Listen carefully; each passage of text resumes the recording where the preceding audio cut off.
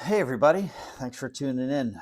On this episode, I really felt like comfort food, so I went into my freezer and I found some ground venison. What better comfort food than for me than for meatloaf, mashed potatoes, and some vegetables?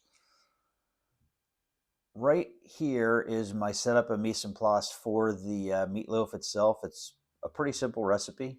I took some cubed bread that I had in the house and I soaked it with milk. And what that actually in French culinary terms is called a panade, Panade, I believe.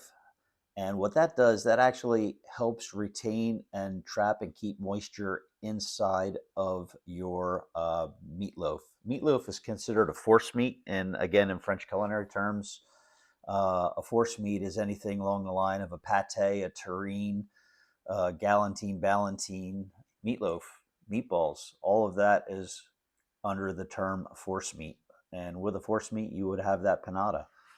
Uh, in my meatloaf, I just generally, I've always done it this way. I put in onion, celery, carrots. You can add as much or as little other vegetables that you like. I know some people have done mushrooms. But that part is free reign. I do probably, I don't know, almost half the amount of meat to the vegetable. So just keep that in mind. For a pound and that was probably a pound and a half of ground venison that I used there, and I used one egg. That should be more than enough. When you take your bread out of the panade, out of the milk, give it a press, push out the excess liquid. You don't have to push it all out. With that being said, put the seasoning in there. I like Dijon mustard. I'm a big proponent of Grey Poupon. I've just kind of gravitated towards that, and that's one of my preferred mustards for cooking. I use the Heinz tomato ketchup, and again, that's something that's in the refrigerator. If you don't have that, tomato paste will work just as fine, or a canned tomato sauce, plain. I the other seasonings that I use are salt, black pepper, granulated onion, granulated garlic, and some thyme leaves. I would have put fresh garlic in if I had it in my refrigerator, but I didn't have it, so I wound up using the granulated garlic. It's a beautiful first week in December here. As I'm narrating, I'm looking outside, and it's actually snowing here in Bucks County. It's pretty. All right. When you season something, a force meat, you never want to just assume you've got the seasoning proper. Even if you followed an exact recipe, you always it just never works out. So the best way to do it is take a little bit of meat, sear it, cook it, and then adjust your seasoning.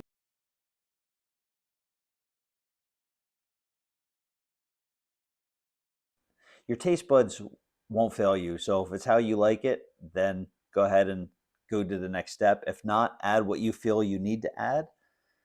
As you saw, I added pretty much a little bit of everything to increase the flavor.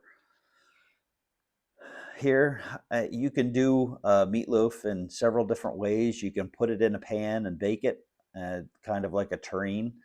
I like free form with my meatloaf, and you can tell a couple different things that way. If there's too much egg or too much milk, it'll kind of sag.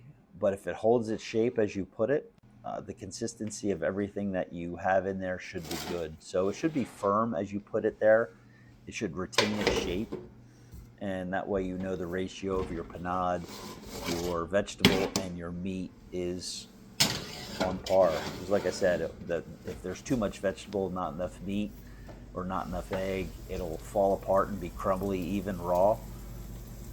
If it kind of sags, you know there's too much liquid.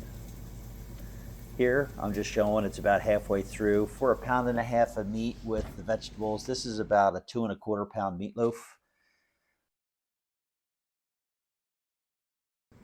You follow about 20 minutes a pound. I don't go by that. I judge it by the internal temperature, and anything over 160 degrees, you are good to go as per ServSafe. So That's what I'm testing here.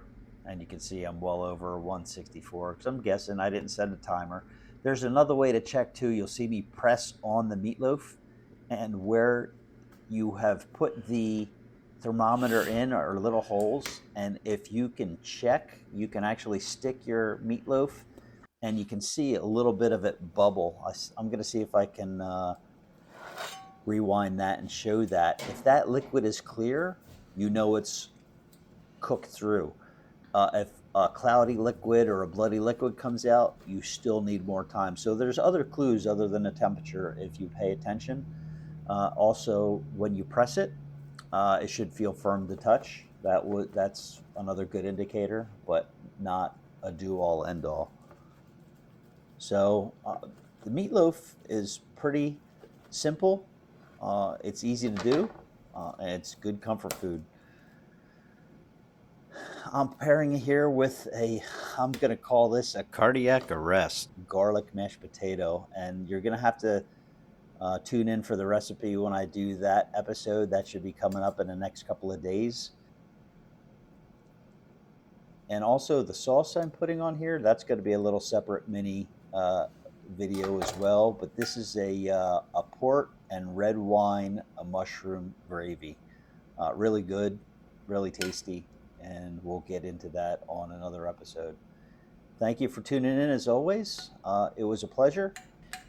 If you wouldn't mind, please do the YouTube thing, share, like, subscribe, and if you have something, please comment below. Thanks again.